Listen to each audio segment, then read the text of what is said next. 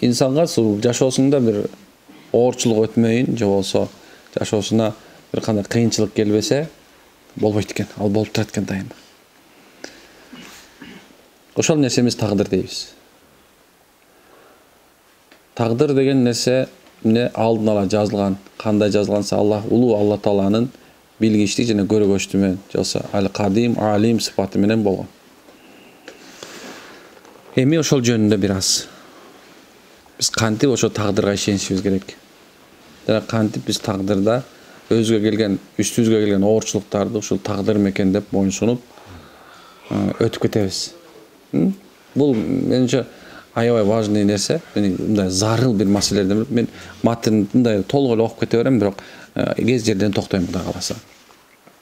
Бул китеп өзү таквачылык. Таквачылык деген бул Аллах Таалага жан дүйнө менен, денең менен, акылың менен толук баш ийип, анын өкүмүнөн bir kadamдағы, bir сантиметр, ушундай bir алыс жылбоо же болсо дайым такай Аллах мени көрүп турат деп коркунуч менен жашаган адамдардын нескен китеби экен. Таквачылык ушул нерсе. Эртең кандай болом, Алланы кандай жооп берип калам деп коркунуч менен жашаган адамдар, бул таква адамдар. Алла Таала Куранда да бейишке кирүүчүлөр кимдер десе, муттакиндер. Ошондой эле субханалла таквачылык кылуучулар. Dininde beken болгондор, мисалы. Ушундай жөнөт. Ошондой кимде ким Алланы тааныйм десе, пайгамбарды тааныйм десе, анда жашоосун эмне келиш керек экен? Таквачылыкты. Ошол жолсо жүрөгүндө Аллах мени көрүп турат, угуп турат деген сезимди алып келиш зарыл экен. Билгин. Бардык иштер Алла Тааланын бийлигинде гана болот. Ал эми бардык адамдар болсо аларды өзү каалагандай жылдырган денелер жана кебетелер гана. Ушул акыйкатты түшүнгөн адам кандайдыр бир жамандык кылган адамга ачууланбайт. Анткени бардык нерселердин чыныгы жаратуучусу бир гана Алла Таала экенин, андан башка эч ким эмес экенин билет. Экен бул биринчи нерсе. Мусанниф билгин дейт. Жолсо ушундай бетиң айтып атат экен. Билгин. Сен жашооңо келип аткан нерсенин бардыгын болгон иштин бардыгында сен эмессиң дейт. Же болсо улуу жаратуучу Алла. Ал эми сен жараткан кыймыл аракет бул бир гана дененин бир кыймылдоосу же болсо бир мындай бир кукланын болсо ошол нерсе гана сыяктуу дейт. Же болсо толук Аллахка таяп атат экен. Эмне болду? Толук Алла каалаган нерсе болду, Алла каалабаган нерсе болбойт деген сөз экен. Шейхтердин бири же болбосо чоң бир Алланы таануу жолундагы адамдардан шейх Камил Муршид же болсо ушундай бир мусулмандар тарбият жолунда өнүп өскөн чоң бир алдымдардын бири ушундай айтат экен. Кудуретти Алла Таала мага жакшылык насип кылды. Мен мага жамандык кылган кишиге аны күнөөлөбөй жана анын жамандыгына жамандык менен жооп бербей, аны актоого ашыгам. Анткени мен билем, эгерде бул Алла Тааланын буйругу болбосо, жана мен ушул жамандыкка ылайык келүүчү күнөө кылбаганымда эч ким мага сөзү менен да жана амалы менен да жамандык кыла алмак эмес. Мындайча айтканда, менин ишеним, ыкласым адамдардын каалоосуна эмес, Алла Тааланын эркине, анын тагдырына байланган. Ушундай көз караштагы адам эч качан болуп жаткан нерселерге нааразы болбойт, жана ага жамандык кылганга ачууланбайт. Анткени Алла Тааланын тагдырынын ачуунун келтирүүсү мүмкүн эмес. Ал эми жамандык кылган кишилерге нааразылыктын дагы жоктугу бул кыймылда тынч абалда да Алланын эркинде экендигине баамдап түшүүнүн натыйжасы. Дегеним, бул китепти мен көп окуйм дайыма. Эмне үчүн дегенде ушул теманы көп окуйм. Эмне үчүн менин башыма оорчулук келди дегенде эле биз автоматически депрессия чөбүз. Бардыгы тең эмне үчүн деген вопрос мен көчөдө сабакта айтып бердим бирок. Эмне үчүн дегенде эле биздин башыбызга эмне болуп чыгат? Ахты дейт. Эмне үчүн мен ушундай болуп калдым? Эмне себептен мен? Эмне үчүн мен дагы деле болсо ошо тема. Аны ошол мезгилде адамдар эмне кылат? Ошол нерсени мындай кандайдыр бирөөнө түрткөнгө аракет. Мен дайыма айтам, алсыз адам өзүнүн күнөөсүн башка бирөөнө түрткөнү билет. Алсыз гана адамдар, алсыз жанагындай бир ыймансыз адамдар эмне кылат? Бирөөнү күнөөлөп баштайт. Ушул болбосо дейт. Бирок биз мусулмандар, же болсо Кудайды тааныган, Мухаммадты тааныган саллаллаху алейхи вассалам, тааныган адамдар биз өзүбүздү күнөөлөйбүз. Ошол эле эмне үчүн күнөөлөгөндө? Анткени эгерде мен амалым туура болгондо аттың, менин ниетим түз болгондо, билесиздер, адамдын ниети менен пейили бузулганда, ошол бизде да илгертен кыргыз айтып келген да, ниет пейили бузулуп калыптыр мунун деп. Ошол ниет пейили бузулду деген сөз, пейил деген сөз негизи кыймыл аракет, феил. Ошол адамдын ниети, кыймыл аракети, ниет пейили бузулганда, аны ошондо адам башына, бала бактын башындагыдай болуп бир аз жакындай түшөт. Төбөңө келип калат, билбей каласың, ошо бала онтунда жанагындай капайт этип баштайт. Жамгырдын тамчыларындай болуп. Бул эскертүү болот. Бир жериң кичинекей жериң кесилип кетет, бир жериң машинең чийилип кетет, же дагы бир жериң ушундай болуп кетет, же дагы бир нерсе боло берет. Бул Аллахтын эскертүүсү. Дыр токто. Токто деп, эмне экен? Токто дейт экен. Кандай нерсе экен? Токто. Эскертүү. Бул шейх ушуну айтып атат экен да. Эмне экен? Ошол эле мезгилде сенин мен башка келгенде бирөө адамга ошол жашооңдо болуп аткан нерсеге анда ошол адамды күнөөлөп керекпи деп атат да. Эгерде бул мурунда жазылган болсо, сенин тагдырыңа жазылган болсо, ошол эле мезгилде ошол сенин кылган амалың, ишиңдин себебинен башыңа ошол нерсе келип аткан болсо, анда бирөөнү күнөөлөп керекпи? Эмне пайда? Ушул Шаарани рахималлаху таала ушундай айтып атат экен.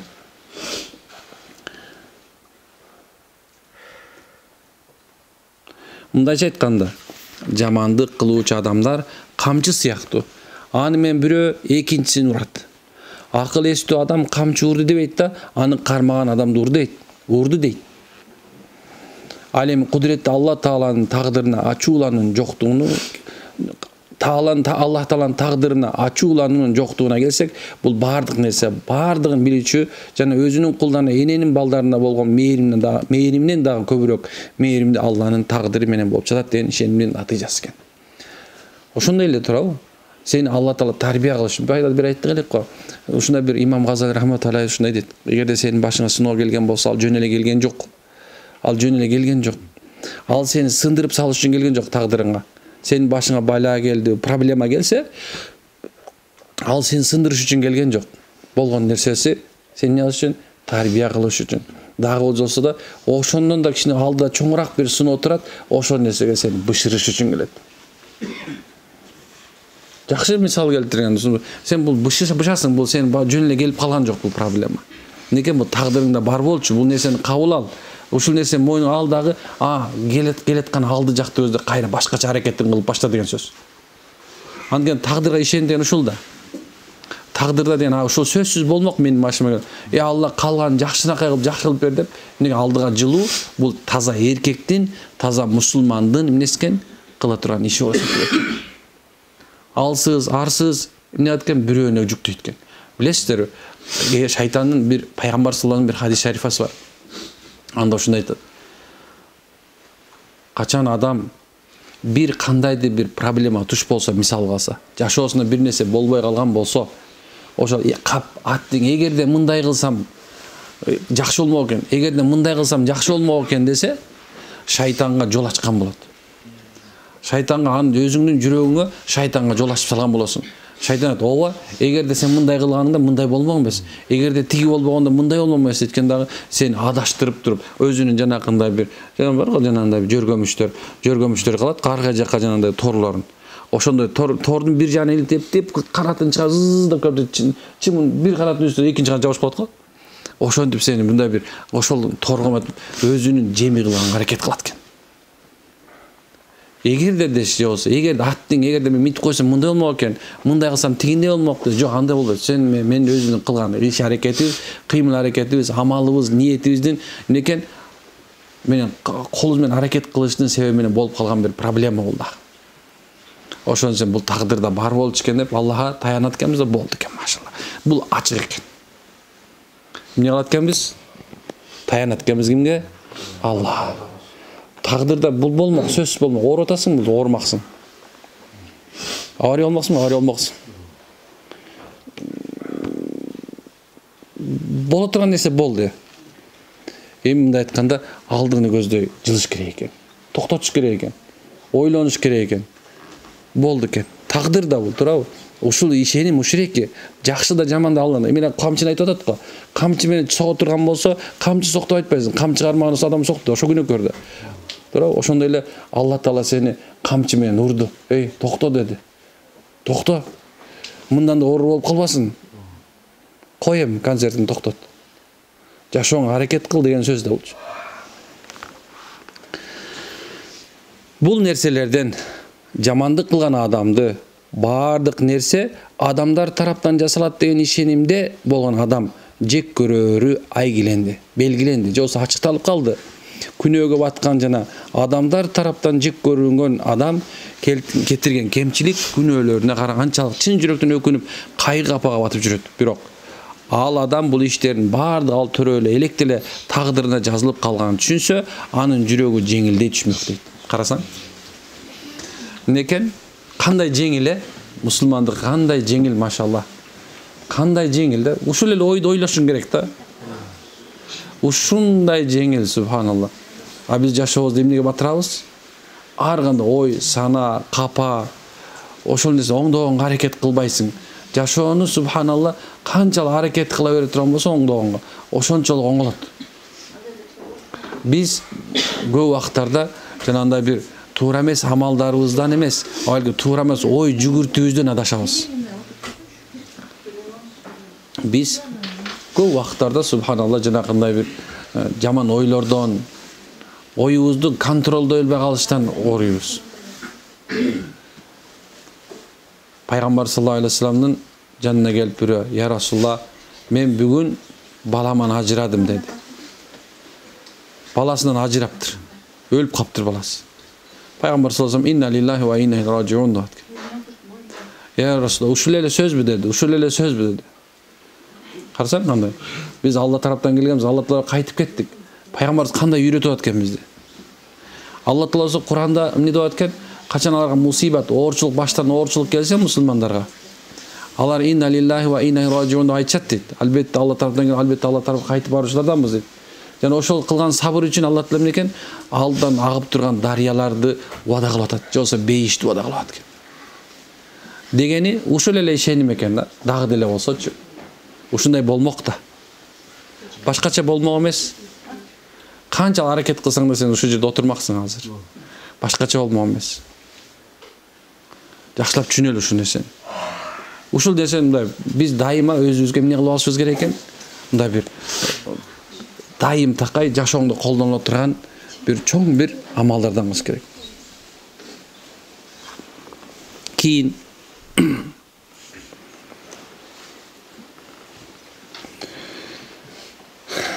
эй мусулмандар, сиздерге жашыруун эмес, алым же такыба адам жасоочу эң жаман амал бул жамандыкка жамандык менен жооп берүү. Жана бирөөлөрдүн кемчилигин ашкере кылуу, жалган күбөлүк берүүнү же ушакта айтпаганда, акыйкатта Алла Таала өзүнүн пенделеринин кемчилигин билет, бирок аларды жашырат. Кудуретти Алла Таала ушундай кылган, мындайча айтканда, бөлөктөрдүн кемчилигин жашырган пенделерин жакшы көрөт. Өзү мейли алым болсоң эле, такы боло турган болсоң эле, же болсо канчалык болсоң да бир күн мындай мындай жашооңдо бирөөнү күнөөлөйсүң да. Шүмшүк ушул болбосо мен бактылуу болуп калмакмын дейт го.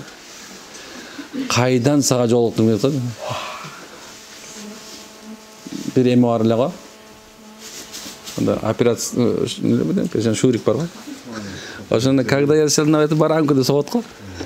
Дыр деп машина жүрүп кетет го.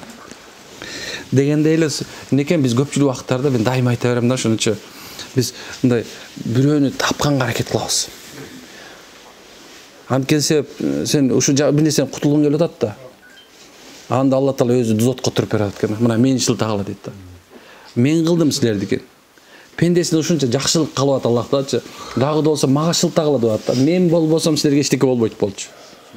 Эми жерде мынекен ушул жамандыкка жамандык менен жооп берүү жана бирөөлөрдүн кемчилигин ашкере кылуу, жалган күбөлүк берүүнү же ушакта айтпаганда мынекен биз колдон келишинче субханалла бирөөнү мындай кемсинтип же болсо бирөөнү субханалла мындай күнөөкөр кылып чыкканга аракет кылабыз. Эми кара.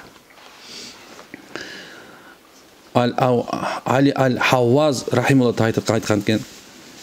Эгерде сага бирөө зыян берип же элдин алдында уят кыла турган болсо, анда муну өзүңдүн күнөөлөрүң жөнүндө ойлон деген Алла Тааладан келген эскертүү эсепте. Жакшылап окуп берем дагы. Эгерде сага бирөө зыян берип же элдин алдында уят кыла турган болсо, анда муну өзүңдүн күнөөлөрүң жөнүндө ойлон деген Алла Тааладан келген эскертүү эсепте. Алла дагы шанс берип атат экен да. Бир адамды жиберип койду да. Бир адамды жөнөтүп койду дагы субханалла. Эй, кой, бир жерин шерменде болуп калды. Ошон пайгамбар саллаллаху алейхи вассалам бир дуасы бар да. Эстеп эметкөн. Аллахума инна асалука, жок.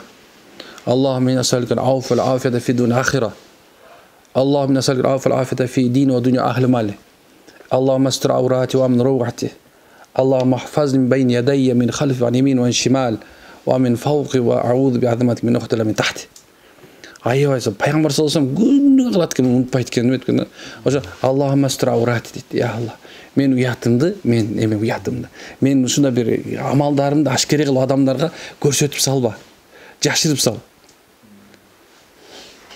Wa min rawati, мен жашоомдо болуп аткан бемелесен, мен сени өкөздө урган нерсени башка бирөө чыгарып сала көрбөй Аллах. Пайгамбар болбосо эч бир нерсе пайгамбарыбыздыкын Алла Таала ошол замат көрсөтүп салат эле да. Карасаң эң эле жөнөкөй эле пайгамбарыбыз бир жолу бир Курайш уурусунун чоңдору менен сүйлөшүп турганда Ибн Мактум деген сахаба келди да пайгамбар саллаллаху алейхи жанында туруп мындай кылат экен да, карап туруп. Мен сокур да. Пайгамбарыбыз көрөт этеген, я Расулалла деп тарта берди дейт. Пайгамбар ачуусу келди, мындай ан эле ой деле жаман эмес эле пайгамбар да. Ал элдерге сүйлөп атканда мындай караганда, караса ба Ибн Мактум экен, кайра мындай кылып тиң менен сүйлөшүп баштаган, Алла Таала Жабраил периште ошол жөнөдө жүрүп аткан да. Карасаң кандай Жабраил периште ошол заман келип айтып аткан. Эй, кабагын чытып туруучу дейт. Пайгамбарыбыз ушундай атат да. Карасаң кандай Аллах кандай пайгамбарды ашкере кылып салат. Кантип ашкере кылып салды? Ушу бул дүйнө кыямат күнгө чейин адамзатка эскертүү болот калып атат да. Ушундай бир адамдыкы бүткүл кыямат күнгө чейин баарыбызга эскертип атат. Эй, кабагын чытып туруучу дейт. Эй, кабагын ушундай жөн турбай, ушундай керек болсо тең санабай койдуңбу балким ушул эмне булардан бул капырлардан бул мусулман артыгыраак эмеспи деген даражада. Эми пайгамбар ушуну билинип калат эле. Пайгамбар саллаллаху алейхи вассалам өзүнүн аялынын жанында турду. Пайгамбар саллаллаху алейхи вассалам ушундай бир эме кылат эле, аялдар сүйлөшүп алышты, пайгамбар балга жакшы көрөт эле. Бал салып ичкен, бал салгандан кичине сууга салып ичкенде, мына анча-мынча кыйгылыраак даам окуп атат эле. Аялдар сүйлөштү, пайгамбардын жанына барганда, оозуңуздан кыйгыл чыгып атат, бир кычкылжыттанып атат деп айта алды деди. Анан пайгамбар бир аял барды, экинчи аял, үчөө тең ушундай айтты. Пайгамбар турду да ачып келди, бүгүндөн баштап мен бал кошулган ичпейм деди. Деген Аллах Таала ошону Тахрим сүрөсүн чырып коет. Эй Мухаммад, биз сага адал кылган сен харам кылган болуп калдыңбы? Казан кыямат күнгө чейин Аллах Таала балды халал кылып салды.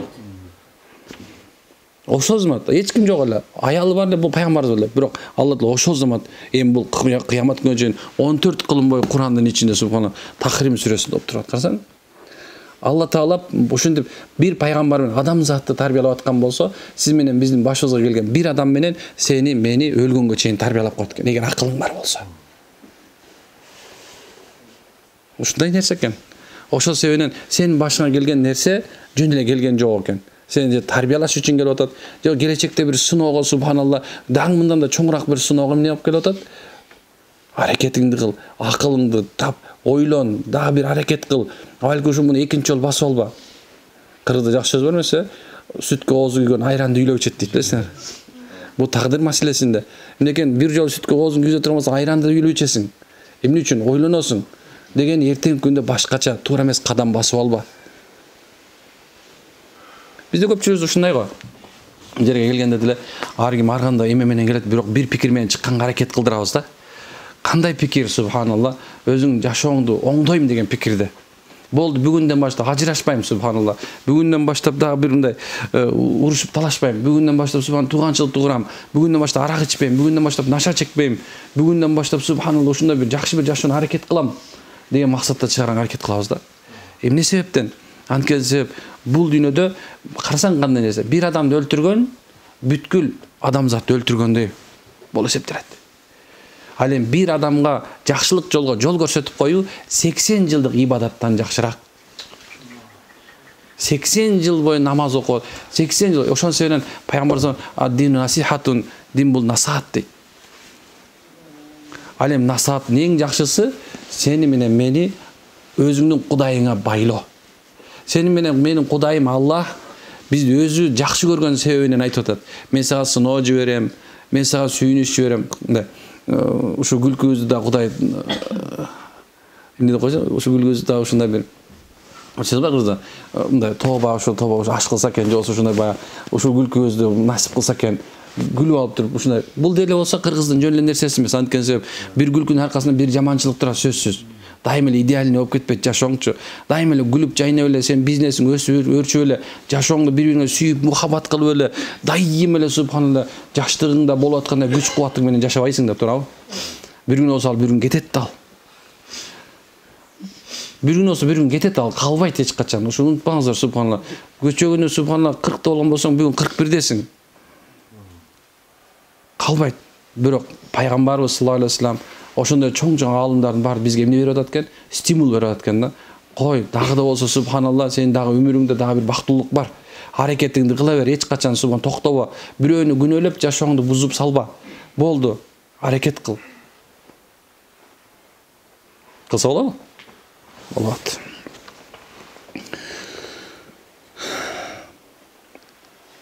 Өзүңдүн кетирген кемчиликтериңе, тоң моюндуктарыңа чын жүрөктөн өкүнүп, тооба кыла башта. Карасаң эки нерсе айтып атат да.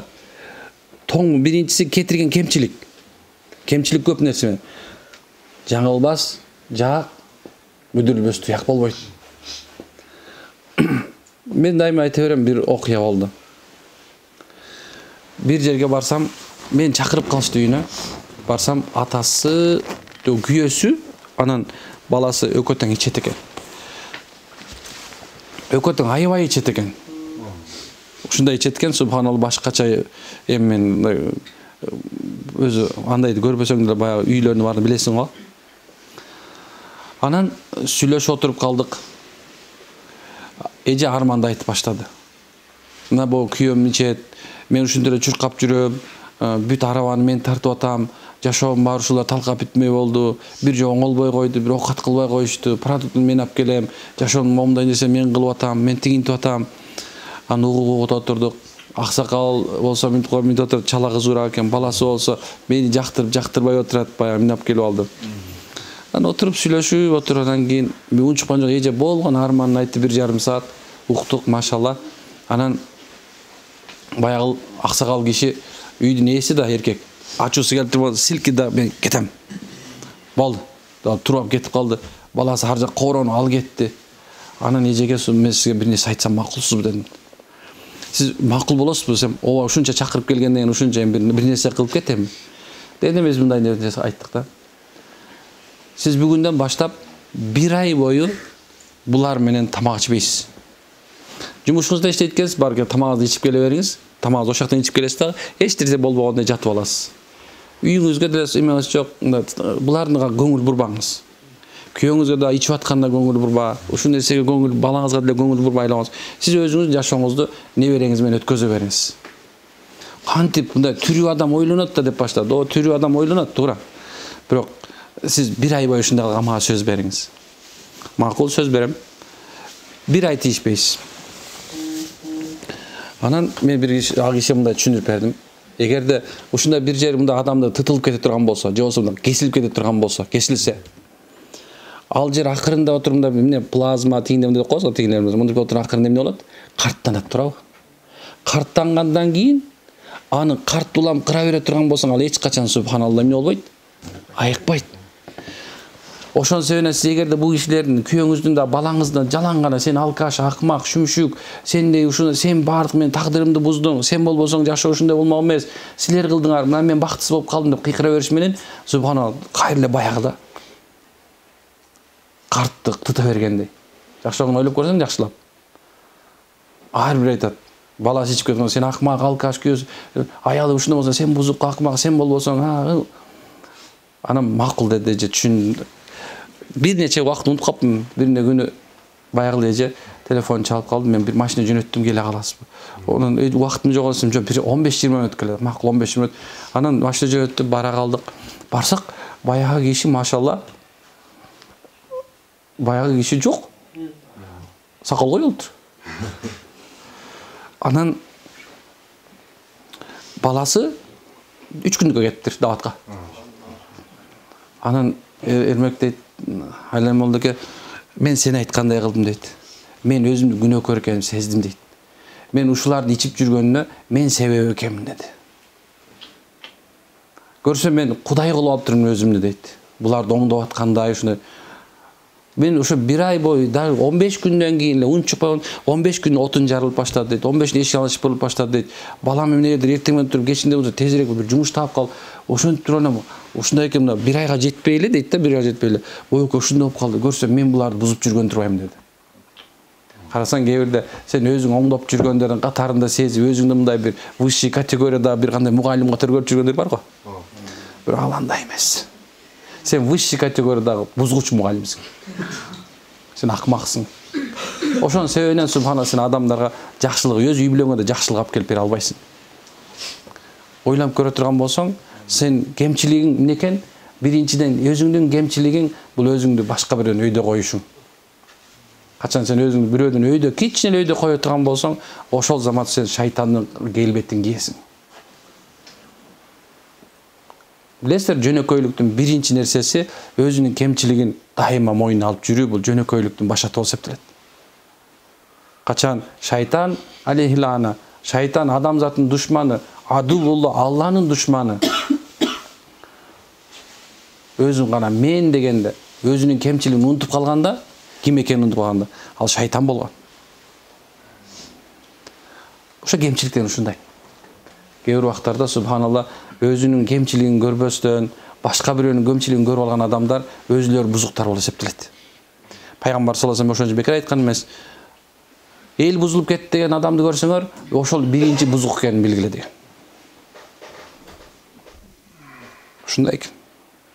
Ошо сенин башыңа келген нерсе кимден келди? Алладан келди. Жакшылык кимден келди? Алладан келди. Бирок ошол жакшылыкка да, жаманчылыкка дагы өзүң себепкер экенин унутпашың керек экен. Аракет кылабызбы? Оңдойбузбу өзүбүздү? Машалла, субханак хамдик, ашла анта астагфирука ва атубу илейк.